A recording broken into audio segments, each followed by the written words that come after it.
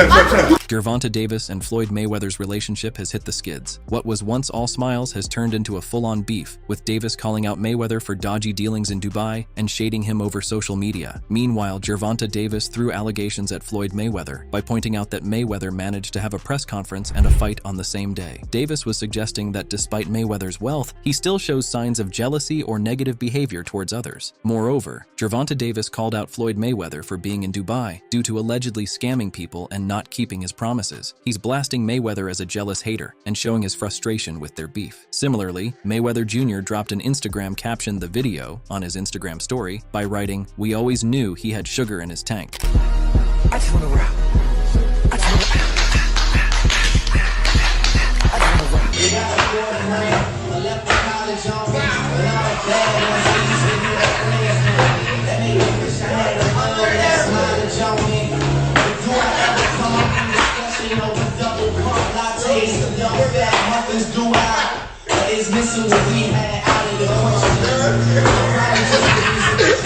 Moreover, Floyd Mayweather says he skips social media to stay focused on growing and using his time wisely.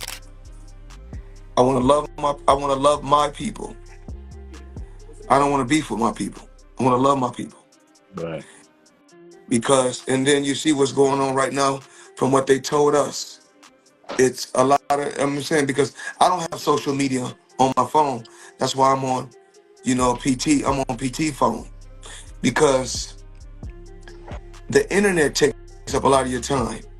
100%. And I don't, you only got Floyd Mayweather places a strong emphasis on managing his time effectively by avoiding social media and online distractions. He prioritizes personal development and productivity, recognizing the limited nature of time. Instead of engaging in digital platforms and online controversies, Mayweather directs his efforts towards activities that foster his growth and help him achieve his goals. By focusing on self-improvement and making the most of each day, he aims to ensure that his time is used constructively and efficiently. This approach supports his continued success and maintains his commitment to achieving his objectives. Mayweather added, "The internet takes up a lot of your time. You only got 24 hours in a day, and 8 of those hours you're sleeping, so what's left? I'm not going to sit on social media all day and worry about what someone else is doing. I want to grow and get better every day." In addition, Tank Davis describes that Floyd Mayweather threw shade his way. Floyd was flexing with his flashy stuff and big wins, and Tank saw it as a jab aimed right at him. Was that what set you off? Like, what set you off that you was like, I gotta do that? A lot of people don't know that what Floyd do.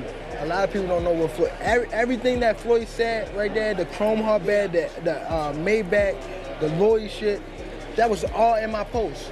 That was you posted that. You posted that. Oh, wow.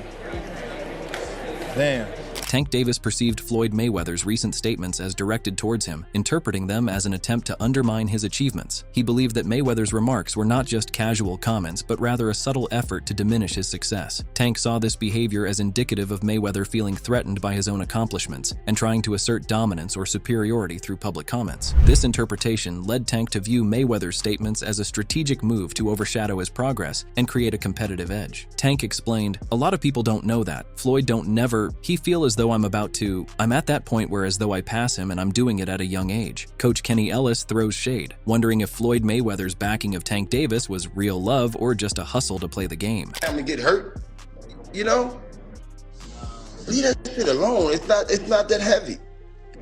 It's not that heavy. Do you and my feel thing, like what hurts me the most, when they had the good relationship, Tank was everything to Floyd. He was like a son to Floyd. Man, all of a sudden, that shit went out the window. Come on, did he really mean it? Did he really mean it at the time? Or was he just benefiting at the time? Come on, man. Of course he did some things for Tank, thank God, just like he's doing some things for Kamal Morton and other fighters.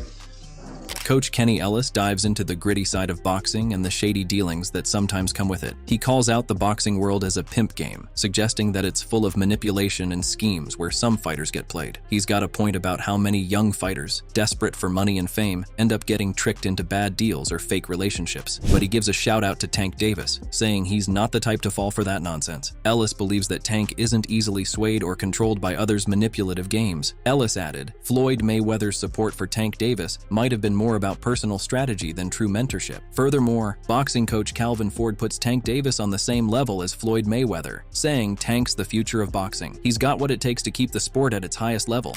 You can turn the camera over there now. There it is. This is our next generation fighter. You know, when I sit back and watch Floyd when he retired, I actually see Gervonta Tank Davis doing it now. You know, he's going to carry this next generation to where they need to be at. Calvin Ford's saying that Tank Davis is the new wave in boxing, just like Floyd Mayweather was before. He's got that next-level talent and charisma that's going to keep the sport fresh and exciting. Calvin's pointing out that it's not just about Tank or Floyd working hard, it's like fate's lining everything up perfectly to make Tank the big deal in boxing. Ford added, "It wasn't Tank work, it wasn't Floyd work, it wasn't our work. It was the stars, the moons, or whatever bringing them together to create greatness, so we can have this greatness carry us to the next generation." Furthermore, former professional boxer Shane Mosley discusses the ongoing beef between Floyd Mayweather and Gervonta Davis. He notes that both are talented, but their relationship is strained because Davis is trying to emerge from Mayweather's shadow. How you feel about Floyd and Tank beefing online? I see it a little bit. Yeah, you know,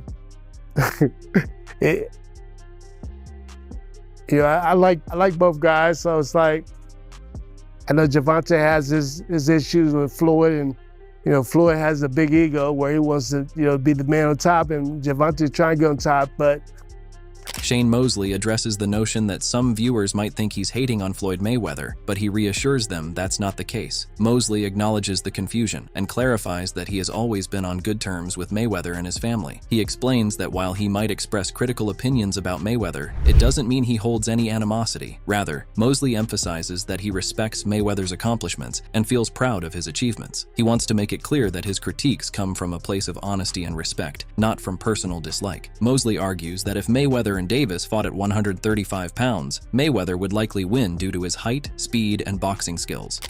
Floyd Mayweather, I think wins pretty easily. Yeah. At 135, he's a little taller, he's faster, he's a boxer.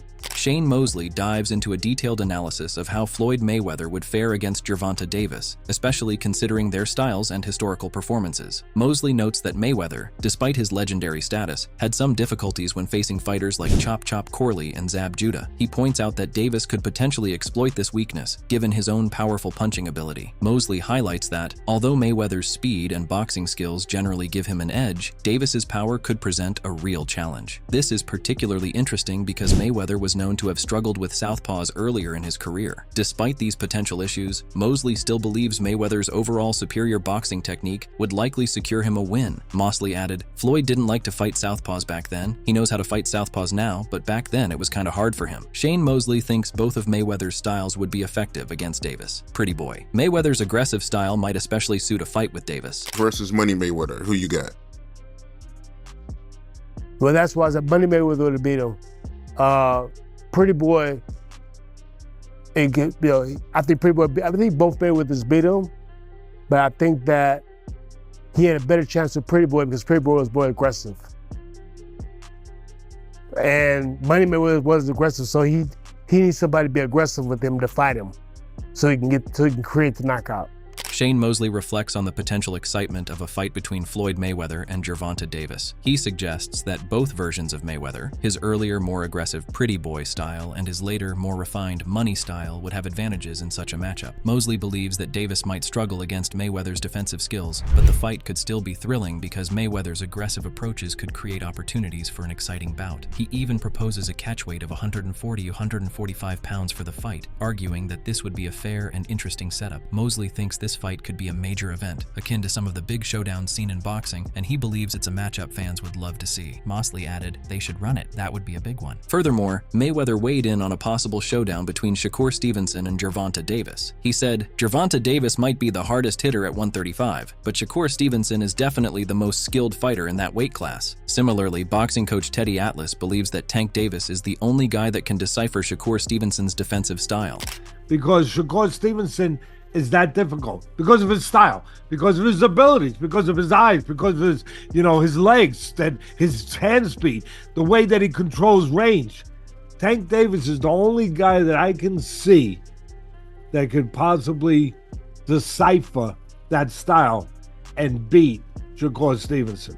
Shakur's style of fighting makes him harder to hit, but Tim Bradley believes that the only guy that could give a challenge to Shakur is none other than Tank Davis. He stated, "The only guy that I think can give Shakur a run for his money is Tank. The only guy, man. Cause his IQ is right there with him, and he got that power, that one punch power to end the fight. If he catch fucking Shakur, bro, Shakur ain't never been hit, but if he catches him, bro, it could be it." But Bradley also thinks that if Davis tries to rush in on Shakur, he'll be torn apart by him. He added, "But Shakur's going to make sure that don't happen, and that's the concentration that he has. He's going to have the concentration all night, and he's going to take limited chances. It's going to be a boring-ass fight, but Shakur should be able to pick it off. And if Tank starts to rush in and starts to get ahead of himself, Shakur going to pick him apart." In an interview with Cigar Talk, the recently crowned heavyweight champion Claressa Shields said Stevenson was top dog. She stated, "Shakur is the best. To me, he's better than Tank, better than Devin, better than Ryan Garcia. He's better than Teofimo. Shakur is my number one when it comes to those weight classes. He is me." The four-weight world champion then predicted that Stevenson beats Tank and said he has faced tougher opposition on his route to lightweight. "I'm not gonna ever dismiss a fighter. I think Tank got some great skills and hard-ass punches. He's so explosive, but so is Shakur. Shakur has, for me, faced harder challenges than Tank. When you look at the guys Shakur fought, their records and style, Tank cannot say he's the best if he knocked out Ryan and Raleigh. Who the F is a Raleigh and who the F is a Ryan? Those guys would never get in the ring with Shakur." Furthermore, boxing coach Evans Tobler believes that Davis is the king at 135 pounds, and a fight between him and Shakur would be very interesting. He says that Davis is the current face of boxing, and he and his team is doing a great job of keeping him on the top of the division. A few weeks ago,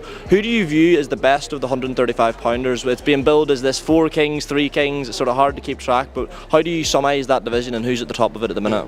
There's only one, and that's Gervonta Davis. Everybody else, they're coming up the ladder. So I'd like to see him and Shakur fight, and then we could, we can really say who's the best. But at this moment, he's the best at 135, and I think he's the face of boxing as well. He's exciting, he's explosive, and I think this Gervonta Davis is hard to beat. He's focused, he's zoned in on what he needs to do as a professional fighter, and his team, unbelievable. Coach Calvin, Coach Kenny, that whole team, those men know him.